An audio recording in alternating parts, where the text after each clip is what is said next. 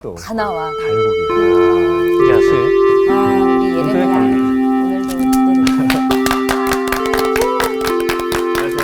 오늘도 안녕하세요. 다 잘 지내셨죠? 네. 아유, 좋아 보여요. 지난주에 예레미야 분위기 좋았잖아요. 그래서 저희도 좀 이렇게 가벼운 마음으로 좀. 근데 분위기 좋았다고 얘기하면 그동안 분위기 안 좋았다는 얘기. 아니, 그런 건 아닌데 좀 약간 무거웠다면 무거운 희망의 노래. 네. 무거운 얘기도 해야죠. 네. 너무 가벼운 세상이어서. 네. 이 깊은 물은 아주 조용히 흐르지만은 얕은 물은 찰랑거리잖아요. 철벅거리고. 인생에 너무 가벼운 것들만 좋아하다 보면 깊은 곳으로 갈 수가 없어요. 어떤 분은 우리 시대를 가리켜서 검색의 시대라고 얘기를 하고 있는데 검색의 시대. 네. 그 검색하잖아요. 다 찾아보죠. 그러니까 애들도 다 찾아봐요. 우리도 교회에서 교역자 회의를 이렇게 하다가 이게 뭐지? 하고 물어보면 우리 부교역자들이 일제의 휴대전화를 검색을 전부 다 하고 애들도 꼬마들조차 맞아요. 뭐 물어보면 뭐 어디에서 물어본다고 물어보세요. 네. 그러고 너튜브? 네. 거기서 물어보면 다 나온다고 그러고 다 나와요. 그러니까 정말. 뭐 굉장히 좋은 세상이 되긴 했는데 문제는 뭐냐면 찾아보기만 하지 시간의 온축을 통해서 내 것으로 만들지는 못하는 거죠. 사색은 사라지는 거죠. 사실은 많은 것들을 정보를 받아들이고 그것을 생각하고 그래서 걸을 걸 거르고 버릴 거 버리고 내 거로 삼아서 내 세계관이 되어야 하는데 이 시간이 허락이 안 되는 거예요. 지금 계속 뭔가를 해야 하니까. 네. 그러니까 똑똑해진 것 같긴 한데 깊이는 없는. 맞아. 휘발되는 이렇게 사라진 느낌. 네. 그런 거. 그래서 이제 이런 시대일수록 어쩌면 때때로 우울하기도 하고 무겁기도 한 인생의 진실들을 직면할 수 있어야 우리가 가벼움으로 갈 수 있는 거죠. 네. 그러니까 기독교인들이 느끼는 가벼움이라고 하는 것은 무거움을 모르는 가벼움이어서는 안 됩니다. 네. 무거움을 알지만 가뿐해지는 거죠. 네. 자유로워지는 것이죠. 네. 그래서 무거움에 이끌려 들어가지 않는 그런 어떤 삶의 자리로 가야 하는 거죠. 어쨌든 오늘 얘기도 그렇게 우울하진 않을 테니까 걱정하지 말고. 네. 오늘 수업 예레미야 40강 새 언약. 먼저 예레미야 31장 23절부터 26절까지 정훈 씨가 읽어주세요. 만군의 여호와 이스라엘의 하나님께서 이와 같이 말씀하시니라. 내가 그 사로잡힌 자를 돌아오게 할 때에 그들이 유다 땅과 그 성읍들에서 다시 이 말을 쓰리니 곧 의로운 처소여 거룩한 산이여 여호와께서 내게 복 주시기를 원하노라 할 것이며 유다와 그 모든 성읍의 농부와 양떼를 인도하는 자가 거기에 함께 살리니 이는 내가 그 피곤한 심령을 상쾌하게 하며 모든 연약한 심령을 만족하게 하였음이라 하시기로 내가 깨어보니 내 잠이 달았더라. 와우. 자, 이게 아주 아름다운 대목이에요. 유다 땅이 어떻게 회복될 것인지에 대한 이야기를 하고 있는데, 그러니까 내가 그 사로잡힌 자를 돌아오게 할 때 그들이 유다 땅과 그 성읍들에서 다시 이 말을 쓸 거다. 그러니까 이전엔 썼었으나 지금은 사라져버렸던 그 말을 쓸 거라는 거예요. 네. 그것을 뭐라고 얘기한다고요? 의로운 처소요. 그리고 거룩한 산이요. 이렇게 말합니다. 의로운 처소. 어떤 장소가 의로운 처소인가요? 어려워. 뭔지. 근데 이렇게 얘기하면 돼. 여러분, 정의와 공의라고 하는 말이 우리말로 정의와 공의라고 하는 게 약간 왔다 갔다 쓰이기도 하기 때문에 정확히 말하기는 어려운데 이 말은 들어봤죠? 미쇼파트. 그 다음에 제데카. 그렇죠? 그러니까 이게 미슈팟은 뭐냐면은 쇼펫이라고 하는 재판관이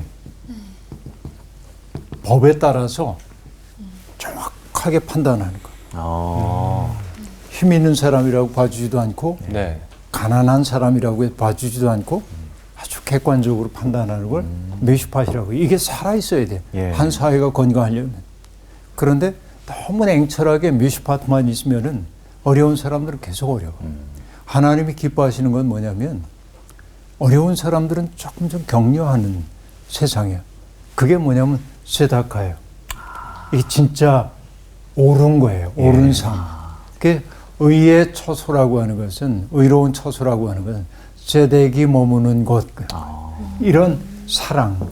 누군가를 돌보고 약한 사람들을 귀중히 여기고 그들의 살 권리를 인정해주는 그 장소가 제덱이 살아있는 곳이란 말이에요. 그러니까 그 회복된 성읍의 이름이 의로운 처소라고 하는 것은 바로 이것이 살아있는 세상. 그리고 그것이 동시에 의로운 처소이지만은 뭐라고 불린다고 얘기했어요?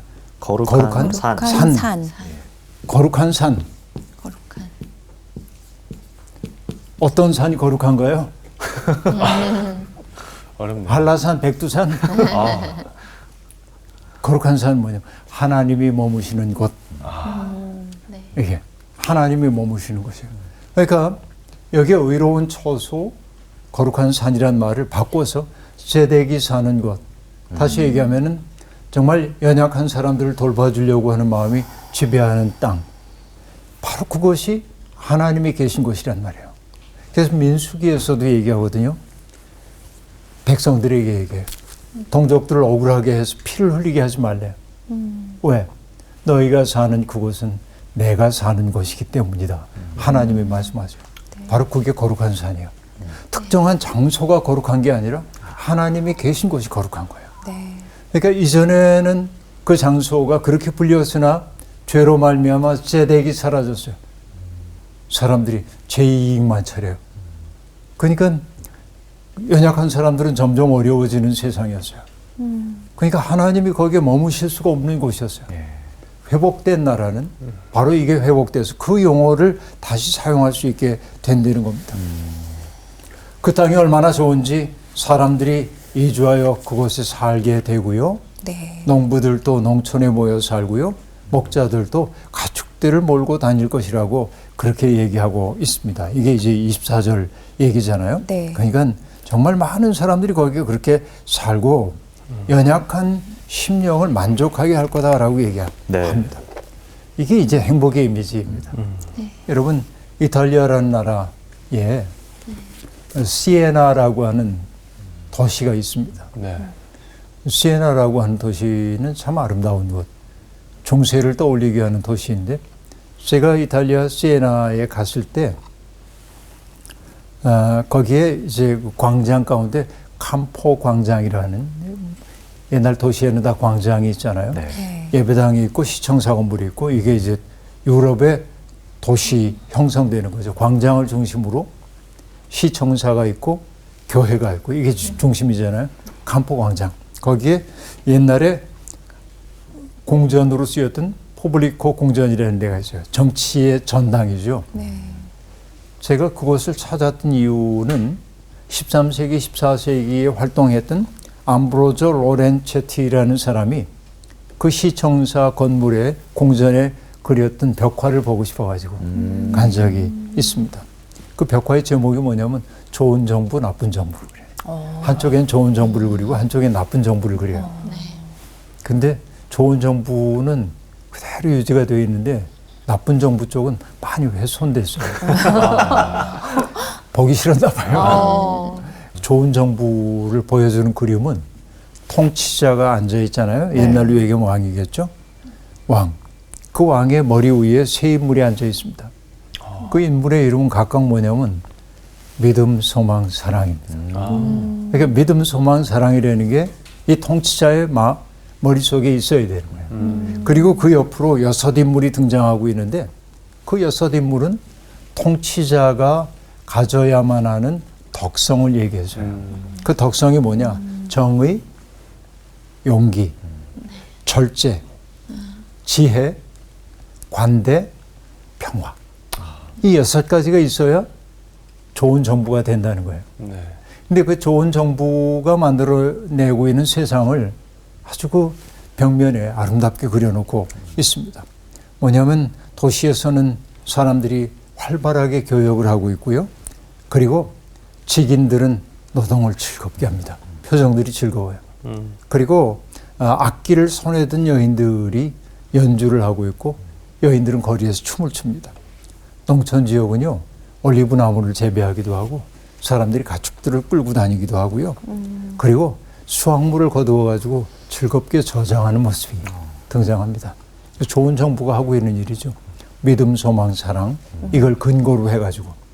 근데 반대쪽 아까 훼손되었다고 네. 하는 거기 나쁜 정부에 보면은요, 통치자의 머리에 뿔이 나 있어요. 들이받는 거죠. 네. 믿음, 소망, 사랑 없어요. 그리고 그의 주변을 둘러싸고 있는 것이 여섯 인물인데 여섯 인물의 이름은 잔인함, 기만, 사기, 분노, 배반, 전쟁입니다. 근데 그 악덕이 지배하고 있는 세상에 황폐해요. 사람들의 표정은 없고요. 농촌도 활기가 없고 그리고 직인들도 행복이 없어요. 집들은 폐허로 변하고 있어요. 이게 나쁜 정부라는 거죠. 근데 지금 보니까 어때요? 폐허로 변했던 그 땅에서 모든 것들이 회복되면서 의로운 처소, 거룩한 산이라고 다시 불리게 되고 사람들이 모여들고 신명나게 일하는 목동들이 가축들을 끌고 다니는 그런 땅이 이제 열리게 될 것이다 라고 얘기를 하고 있습니다. 그래서 그 은총의 빛깔이 얼마나 아름다운지 피곤한 심령을 상쾌하게 할 것, 연약한 심령을 만족하게 하실 것, 그렇게 얘기합니다. 여러분 26절에 보니까 내가 깨어보니 내 잠이 달하더라. 이게 이제 비전을 통해 본 것인데, 그죠? 이거를요, 새 번역은 이렇게 번역합니다. 그때 백성들은 잠에서 깨어나 눈을 떠보니 나에게 아주 단잠이었다 하고 말할 것이다 라고 말합니다. 예언자의 꿈이 아니라 백성들의 꿈인 것처럼 번역해놔요. 이건 판본 때문에 서로 다른 번역본들이 나오고 있습니다. 근데 금방 얘기했던 그 평화 이미지가 바로 뭐냐면 진정한 샤바트입니다. 안식. 진정한 안식일이란 말이죠. 진정한 안식일. 그러니까 하나님이, 제가 이제 늘 얘기합니다마는 세상을 창조하신 하나님이 인간들에게 가장 기대했던 것이 뭐냐면 하나님의 기쁨에 동참하는 것이었어요. 그러니까 보기에 좋았더라. 하여튼 그 세상을 보고 사람들도 보기에 좋았더라. 그래서 창조주 하나님이 인간에게 기대하는 건 뭐예요? 경탄. 경탄. 놀라고 기뻐하고, 경탄할 때 뭐냐면 삶을 축제로 삼을 수 있어요. 누군가와 더불어. 축제는 혼자 즐길 수가 없죠. 네. 다른 이들과 함께 있어야 합니다. 근데 죄가 들어와 가지고 죄는 우리에게서 뭐냐면 경탄의 능력을 빼앗아가요. 욕심에 찬 사람은 경탄 잘 못합니다. 네. 항상 얼마일까 이런 것만 얼마를 벌었나 맨날 위험한 생각하기 때문에 그렇죠. 그리고 축제를 즐기지 못합니다. 축배를 들 수는 있겠죠. 자기들이 승리했다고. 그러나 진정한 축제는 안 돼요. 죄라고 하는 것은 그래서 우리로 하여금 뭐하게 합니까? 조바심치게 만들어요. 불안해. 누가 내 걸 침해하지 않을까? 빼앗아가지 않을까? 늘 상상하는 거예요. 네. 오늘 내가 이렇게 좋은 거 가지고 있는데 나온 씨가 와서 가져가지 않을까? 이 생각을 늘 한단 말이에요, 사람들이. 조바심하고 불안해요. 그래서 이게 뭐냐면은 안식 없음이야. 안식 없음. 너무 힘들겠어요. 이게 저 자체 더 가면 내 마음속에 안식이 없어. 쉬지 못하는 거예요. 아이고. 그때 내가 쉬지 못하는 그것은 뭐냐면 조금 확대하면 고향 상실이에요. 고향이라는 건 뭐죠? 내가 언제라도 안길 수 있는 곳인데 그런 장소가 없어. 고향 상실. 삶의 의미가 없을 것 같은데요. 그래서 여러분 2차 세계대전 이후에 나왔던 소설들이 뭐예요? 다신 고향에 돌아갈 수 없다 그런 거 아니에요? 그래서 이 고향 상실을 독일 말로 하이마트 로시히카이트라고 얘기하는데 하이마트 고향이야. 로시 이건 잃어버렸다고 해요. 하이마트 로시히카이트 고향 상실. 이게 사람들의 고통인 거죠. 그런데 지금 하나님은 다시 사람들로 하여금 진정한 샤바트 안식을 느끼게 하는 거예요. 평안해요. 사람과 함께 축제를 즐길 수가 있어요. 이 세상을 하나님이 열어가신다. 이게 굉장히 아름다운 비전임을 볼 수 있습니다. 네. 다음에요. 27절부터 30절 나온 씨가 읽어주세요. 네. 여호와의 말씀이니라. 보라, 내가 사람의 씨와 짐승의 씨를 이스라엘 집과 유다 집에 뿌릴 날이 이르리니 깨어서 그들을 뿌리 뽑으며 무너뜨리며 전복하며 멸망시키며 괴롭게 하던 것과 같이 내가 깨어서 그들을 세우며 심으리라. 여호와의 말씀이니라. 그때 그들이 말하기를 다시는 아버지가 신포도를 먹었으므로 아들의 이가 시다 하지 아니하겠고 신포도를 먹는 자마다 그의 이가 신 것 같이 누구나 자기의 죄악으로 말미암아 죽으리라. 네, 신포도 얘기가 여기 등장하고 있는데요. 예. 네. 여호와의 말씀이니라 그러면서 이스라엘 집과 유다 집이 어떻게 회복될지에 대한 얘기를 하고 있는데 네. 보라, 여러분 우리 31장 읽으면서 보라라고 하는 말이 자주 등장하잖아요. 네. 하나님이 하실 일을 단정적으로 서술하는 말입니다. 예. 그러니까 보라, 내가 사람의 씨와 짐승의 씨를 이스라엘 집과 유다 집에 뿌릴 날이 이르리니 여러분 사람의 씨와 짐승의 씨를 뿌린다는 게 어떤 얘기입니까? 한마디로 얘기하면 사람과 짐승이 북적거리며 살 시간이 도래한다. 풍요로운 세상입니다. 네. 그렇죠? 그리고 뭐라고 얘기합니까? 깨어서 그들을 뿌리 뽑으며 무너뜨리며 전복하며 멸망시키고 괴롭게 하던 것과 같이 내가 깨어서 그들을 세우며 심으리라라고 얘기하고 있는데 자, 요 짤막한 28절에 깨어서라고 하는 단어가 2번 등장하고 네. 있죠. 그러니까 깨어서라고 하는 말을 중심으로 파괴를 뜻하는 동사가 4개가 앞에 나열됩니다. 네. 무엇이죠? 여기에 뿌리 뽑으며 뿌리 뽑고, 무너뜨리며 전복하며 전복하며 멸망시키며 멸망시키며. 아. 이거예요. 그 다음에 깨어서를 이제 중심으로 해가지고 뭐가 나오죠? 세우며 건설하는 것, 세우며 심으리라. 심으리라라고 심으리라. 얘기하고 있습니다. 그러니까 앞에서 깨어서는 하나님이 눈을 뜨고 그 백성들의 죄를 살펴보고 마침내 징계하시는 거야. 근데 뒤에 깨어서는 이제는 뭐예요? 그 백성들을 돌보시는 거죠. 네. 그들을 향한 사랑을 주체할 수가 없어서 그들을 세우고 그리고 심을 거라고 얘기를 하고 있습니다. 근데 바로 이것이 1장 10절에서 여러 민족의 운명을 말할 때 쓰던 단어들을 그대로 쓰고 있는데요. 여기 2가지 이미지가 중첩되고 있습니다. 그렇죠? 하나는 건축가의 이미지고 또 하나는 농사 짓는 사람의 이미지가. 그러니까 예레미야는 굉장히 이미지를 잘 사용하고 있다고 얘기할 수 있어요. 그러니까 이렇게 이제 과거에는 이렇게 무너뜨리기 위해 하나님이 깨어 있었다고 한다면 이제는 세우고 심기 위해 하나님이 이제 깨어 계신 것으로 얘기합니다. 네.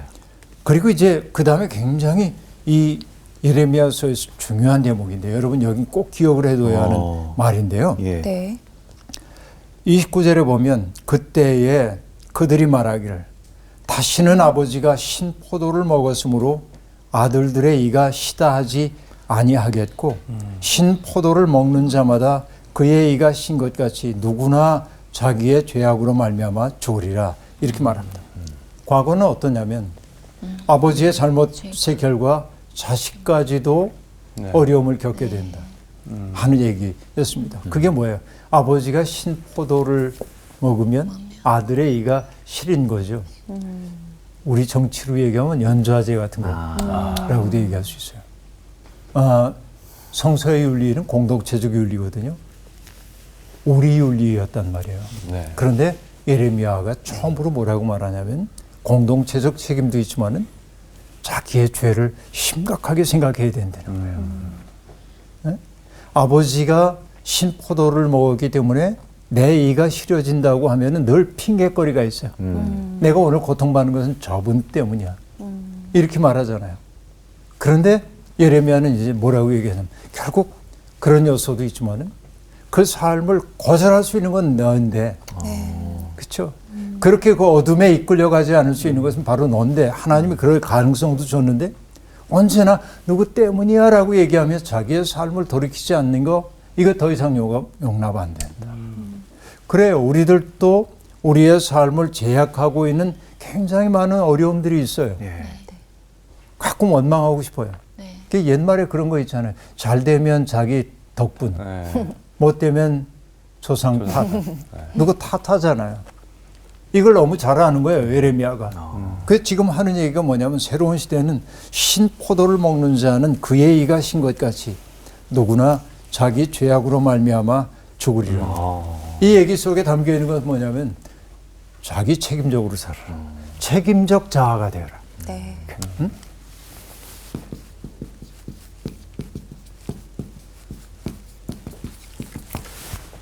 자꾸 누군가 핑계대거나 그러지 말고 내가 이렇게 가난한 건 누구 때문이야 이런 얘기 하지 말고 물론 제도가 잘못돼가지고 사회가 잘못돼서 가난을 영속화하는 거에 대해서는 저항해야 하고 내 권리 찾아야 되지만 매사를 거기로만 돌리면 안 돼. 사회 제도가 그렇다고 더러운 세상 그러고 그냥 있으면 안 돼요. 네. 뭐라도 해야죠 우리들이. 네. 맞습니다. 그러니까 누구 탓하는 이것은 약자의 버릇이에요. 앙앙불락하는 것은 소인배일 뿐입니다.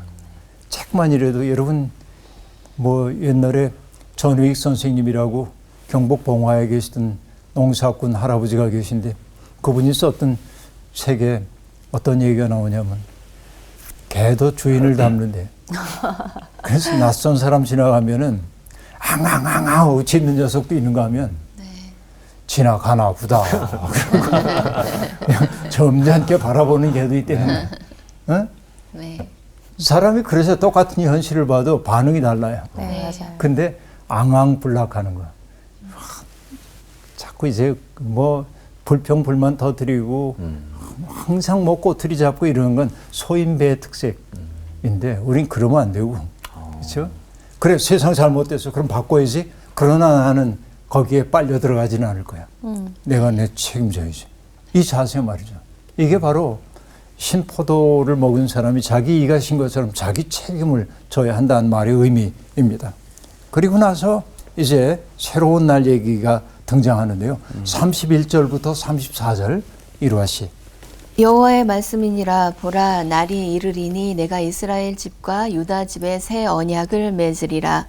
이 언약은 내가 그들의 조상들의 손을 잡고 애굽 땅에서 인도하여 내던 날에 맺은 것과 같지 아니할 것은 내가 그들의 남편이 되었어도 그들이 내 언약을 깨뜨렸음이라. 여호와의 말씀이니라. 그러나 그날 후에 내가 이스라엘 집과 맺은 언약은 이러하니 곧 내가 나의 법을 그들의 속에 두며 그들의 마음에 기록하여 나는 그들의 하나님이 되고 그들은 내 백성이 될 것이라. 여호와의 말씀이니라. 그들이 다시는 각기 이웃과 형제를 가르쳐 이르기를 너는 여호와를 알라 하지 아니하리니 이는 작은 자로부터 큰 자까지 다 나를 알기 때문이라. 내가 그들의 악행을 사하고 다시는 그 죄를 기억하지 아니하리라. 여호와의 말씀이니라. 네, 고맙습니다. 자, 우리가 지난주에 마지막 구절이 뭐였냐면은 여자가 남자를 둘러싸리라. 네. 기억나네요. 네, 기억나요. 워낙 강렬한 이미지니까 네. 그 말을 오해하면 안 되고 그렇죠. 근데 이렇게 이제 하나님의 은혜가 충만하게 되어가지고 그 땅이 그들이 살게 되는 땅을 뭐라고 얘기한다고 그랬죠? 의로운 처소, 거룩한 산. 이렇게 얘기를 했었는데 그 산에 사는 사람들이 어떤 삶을 살게 될지에 대한 이야기가 여기에 있습니다. 하나님과 그 백성 사이에 새로운 언약이 맺어질 거라고 얘기를 하고 있습니다. 계약과 언약은 다른데요. 계약이라고 하는 것은 이해 당사자들끼리 서로 이익을 주고받기 위해 조건들을 갖다 붙이는 거죠. 네. 근데 하나님과 인간이 맺는 언약이라고 하는 건 하나님이 뭐 우리 때문에 그렇게 이익 보실 일이 뭐가 있겠어요. 그러니까 하나님의 사랑이 흘러들어오는 통로가 언약입니다. 하나님의 사랑이 흘러들어오는 통로인데요. 그러니까 이 언약의 기본은 이해관계가 아닙니다. 사랑과 신뢰입니다. 이게 계약과 언약의 차이예요. 계약의 핵심은 이익입니다. 그러나 언약은 사랑과 신뢰입니다. 근데 그날이 올 거라고 얘기하는데 이때 새롭게 맺는 그 언약은 출애굽 당시에 시내산에서 맺었던 언약과는 다르다. 새로운 언약이라고 얘기하고 있습니다. 그 언약은 지켜지지 않았어요. 왜냐하면 그 백성들은 엄중하게 서약했거든요. 우리 이렇게 지키겠습니다. 그러고 안 지켰잖아요. 그래서 어떤 사람들은 얘기합니다. 맹세는 깨뜨리기 위해 존재하는 거라고 자기 행동을 합리화하기 위해서 네. 그렇게 얘기하는 사람도 있습니다만은 그러나 어쨌든 출애굽 당시에 맺었던 언약은 어떻게 보면 파기되었다고 얘기합니다. 그래서 하나님이 새로운 언약을 그 새 백성들과 맺어요. 33절에 보면 내가 나의 법을 그들의 속에 두며 그들의 마음에 기록하여 나는 그들의 하나님이 되고 그들은 내 백성이 될 것이다 라고 말합니다. 이전에 하나님과 백성 사이에 맺어진 언약은 돌판에 기록했거든요. 예. 네. 그래서 여러분 모세가 돌판 만들어 가지고 올라가잖아요. 그러니까 하나님이 거기에 십계명을 탁 적어 주셨어요. 네. 근데 이제 모세가 하도 안 내려오니까 사람들이 우리를 이끌 신을 만들어 달라고 그러면서 아론을 자꾸 다구치니까 아론이 사람들에게 그러면 금붙이집 내놓으라고 모아가지고 금송아지 만들잖아요. 네. 근데 하나님이 야, 저 산 밑에서 지금 난장판이다. 내려가 봐라. 그 소란에서 보니까 사람들이 금송아지를 중심으로 뭐 춤추고 노래하고 야단해요. 그래서 모세가 깨뜨려. 돌판을 던져버리잖아요. 강렬하잖아요. 네. 근데 여러분 유대인의 뭐 전설 아닌 전설 비슷한 얘기가 있습니다. 깨진 돌판 그걸 사람들이 주운 거야. 아, 왜냐하면 나중에 큰 기념물이 되기 때문에. 네. 근데 부자들이 주운 건 뭐냐면 도둑질 하지 말라인데 도둑질만 줍고 간음하지 말라 간음만 줍고 거짓말하지 말아라 거짓말만 줍고 가난한 사람들 뒤에 가서 주었는데 하지 말라 하지 말라 하필 주서도. 이건 제가 지어낸 얘기가 아니고 그렇게 있는 얘기예요. 재미나는 얘기이지만 뼈가 있네요. 이제 뭔가 뼈가 뼈가 있네요. 있는 얘기로 우리에게 들려집니다. 근데 여하튼 돌판에 쓴 거는 집어 던지면 깨지는 거예요. 그래서 하나님이 돌판에 안 쓰고 어디에 쓴다고요? 너희들 마음에다가 법을 새겨주겠다. 돌판이 아니야. 바깥에 있잖아. 그 법이라는 게. 그렇죠? 너희들 마음속에 새 언약은 마음속에 새겨진 법이에요.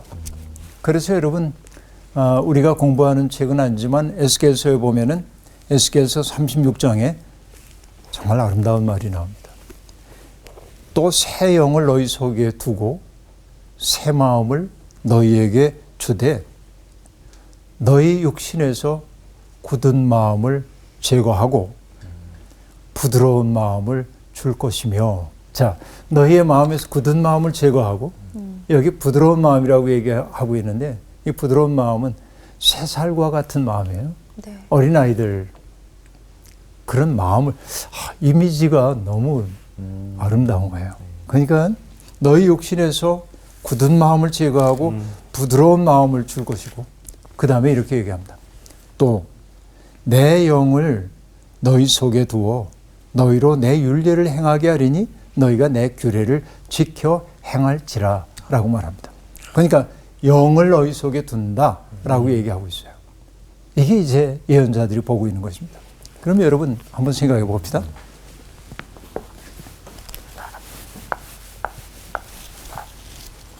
자, 정훈 씨 운전해요? 예. 교통신호가 있잖아요. 예. 아무도 안 와요. 지금 차가 멈춰야 하는 때인데 마음이 어렵다. 그때 그냥 통과합니까? 아니면 기다립니까? 에이, 기다리겠죠. 얼마요? 그렇게 기다리는 걸로 합시다. 예, 그렇죠. 네. 기다리는 걸로 할게요. 그렇게 기다리는 걸로 합시다. 예. 근데 고민했잖아요. 고민했습니다. 아무도 안 보니까 그냥 가잖아요. 예. 그렇죠? 그런데 나훈 씨가 똑바로 쳐다보고 있으면 어떡합니까? 못 가죠. 못 가죠, 그러면. 못 가죠. 예, 이렇게 서 못 있죠. 가죠. 예. 그래서 뭐냐? 나는 어떤 경우에도 규칙 지킬 거야. 딱 서 있는 거. 이걸 뭐라고 하냐면 자율. 자율적인 거예요. 예. 어토노미라고 얘기를 해요. 그런데 뭐냐면 나훈 씨가 딱 째려보고 있으니까 멈췄어요. 예. 법이 바깥에 있어. 예. 이걸 뭐라고 하냐? 타율. 타율. 타임. 헤테로놈이라고 그래요. 이건. 그러니까 자율이라는 것은 나의 윤리적 감각이죠. 내가 스스로 지켜야 하는 규칙이죠. 예. 그러니까 나는 몇 시가 되면 잘 거야. 이건 자율적인 거야. 야, 몇 시다 자라. 이게 타율이에요. 네. 그때 자는 거는 너무 이해가 별로 좋지 않네요. 근데 확 와닿았어요. 네. 와닿았어요? 네. 네. 그런데 지금 예레미야를 통해 하신 말씀은 뭐냐면 자율과 타율이 아니라 그러니까 백성들이 자율적으로 그 일을 하게 될 거예요. 하나님의 뜻을. 자율이 아니라 그게 뭐냐면 하나님의 영을 그들 속에 두신다고 얘기했으니까 하나님의 법이 내 속에 들어와 있어. 하나님의 영이 내 속에 들어와서 예. 그 영이 나로 하여금 하게 해. 그래서 신율이에요. 하나님의 질서가 내 속에 들어온 거예요. 그래서 여러분 어거스틴이 얘기합니다. 하나님, 내가 하는 일은 온통 죄뿐입니다. 그러나 더러 선을 행하기도 하지만 그것은 당신께서 제 안에서 하시는 일입니다. 내가 하는 일은 죄뿐인데 당신이 내 속에 들어와 그 일을 하게 한다는 거예요. 아, 뭔가 멋있는 말인데요. 네. 이게 바로 뭐냐면 신율이란 말이에요. 그러니까 내 법을 너희들 속에 두어 라고 얘기하고 있습니다. 그러니까 여러분 예수님이 사람들에게 얘기했잖아요. 좁은 문으로 들어가기를 힘쓰라고 얘기했어요. 네. 왜 좁은 문 들어가라고 그러죠? 무슨 남들이 뜻이죠? 안 가는 길이라서 예? 남들이 가지 않는 길이라서 남들이 가지 않는 길이 무조건 좋은 길인가요? 아닌가요? 어려워. 다 아는 것 같은데 물어보면 모르겠죠. 네. 좁은 문으로 들어가래요. 그래서 뭐 어떤 분은 좁은 문이라는 게 뭐 예루살렘에 있는 조그만 낙타귀라고 하는 문이어서 거긴 뭐 짐 가지고 들어가기 어렵다는 온갖 설명을 해요. 네. 근데 좁은 문이라는 게 뭐냐면 넓은 문은 율법 지키는 거예요. 613개의 조문 그거 지키는 거예요. 타율적으로. 네. 그러니까 바리새파 사람 난 지키고 있어. 떳떳해 당당해. 그러니까 뭐냐 무시해.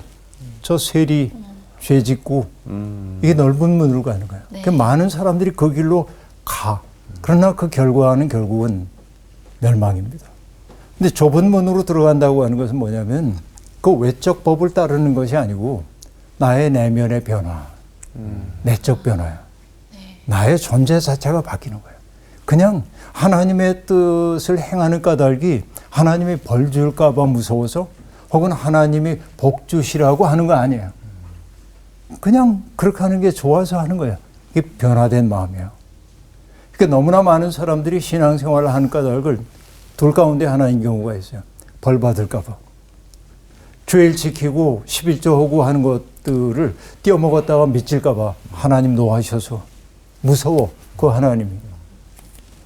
그리고 이제 그런 거죠, 전부. 이게 넓은 문이에요. 이거는. 근데 주님이 들어가라고 하는 건 그거 아닙니다. 그냥 그렇게 하는 게 좋아요. 하나님이 내게 복 주시고, 결과적으로 복 주시면 감사합니다 하면 되지만, 안 주셔도 괜찮습니다. 바로 이게 좁은 문으로 가는 거예요. 네. 그래서 여러분, 그 다니엘서에 보면은, 그 신상 앞에 절하지 않은 풀무불 속에 던지겠다고 얘기를 하잖아요. 사드락, 메삭, 아벳느고에게 위협을 합니다. 그때 그들이 뭐라고 하죠? 하나님이 우리 지켜주실 거다. 우리 절할 수 없다. 그리고 하는 얘기만 그리 아니하실지라도 우리는 우상 앞에 절할 수가 없어. 죽어도. 그렇죠. 그게 뭐예요? 좁은 문이에요. 그게.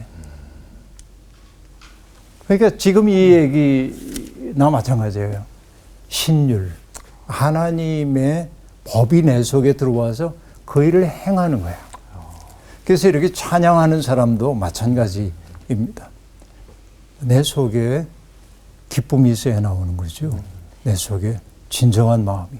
그렇죠? 그래서 어떤 사람이 노래 부르는 걸 보면서 깊은 인상을 받는 까닭이 노래 정말 잘한다. 이런 사람도 있지만은 감동이 없는 사람도 있는데 노래는 조금 서툴른지 몰라도 감동을 주는 사람들이 있어.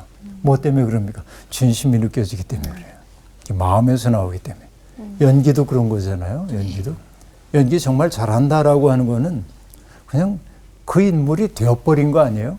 난 잘 모르지만 그런 것 같아요. 그러니까 이게 우리도 그래요. 자율적인 이게 윤리적 삶입니다. 타율적인 것은 법의 제한을 받고 있는 삶이죠. 누군가 보고 있기 때문에 하는 거. 그러니까 여러분 우리가 선행하는 거 하나님 보고 있기 때문에 아유. 그래서 여러분 울면 안 돼, 울면 안 돼. 이게 내가 싫어하니까 저기 다 보고 있다는 거예요. 우는 아이.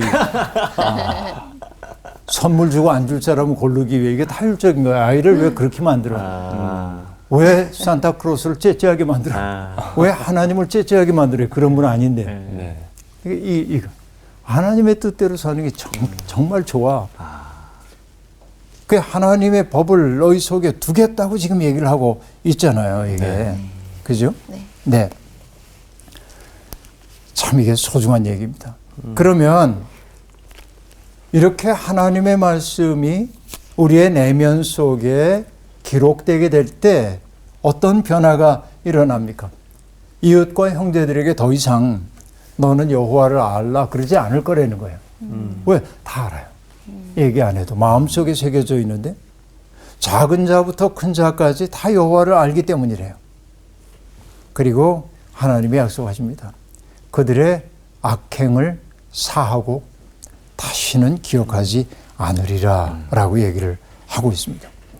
그러고 나서 등장하고 있는 것이 35절부터 등장하고 있는 것이 무엇입니까? 하나님의 굳은 다짐이 등장하는데요. 네. 뭐라고 다짐하는지 35절부터 37절까지 공희 씨 읽어주실래요? 네. 네. 여호와께서 이와 같이 말씀하셨느니라.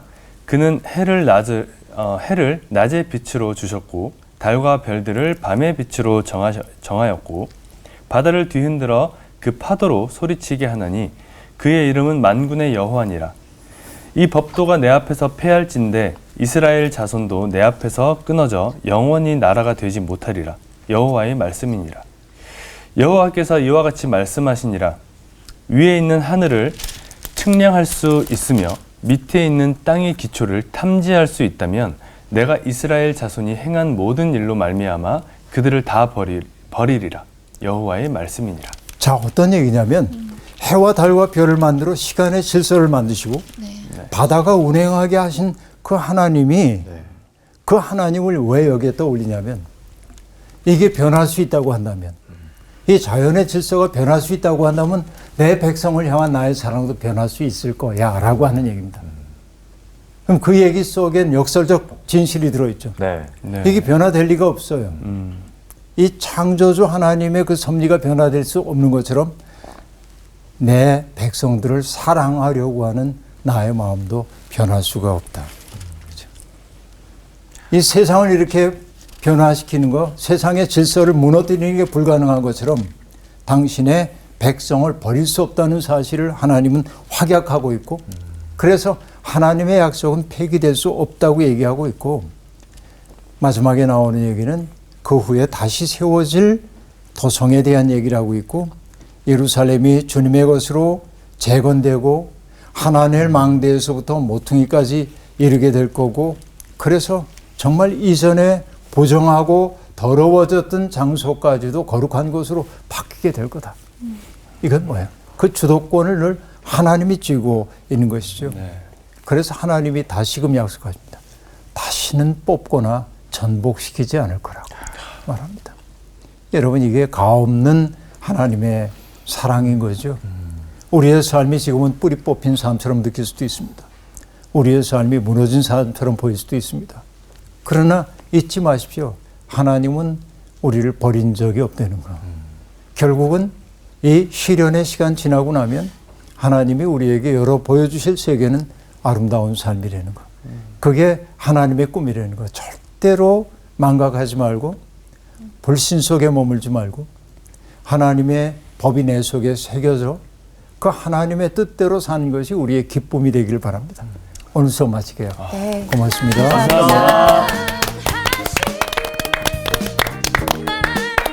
이 자율, 타율, 신율에 굉장히 많이 와닿았어요. 사실 그렇잖아요. 누가 안 보면 저지르는 뭔가 나만의 뭔가 죄가 있잖아요. 근데 그런 죄들을 좀 더 부끄럽게 여기고 정말 하나님께서 주신 마음대로 좀 살아야겠다. 내 마음대로가 아니라 하나님이 주신 마음대로 네. 살아야겠다 생각을 해봤어요.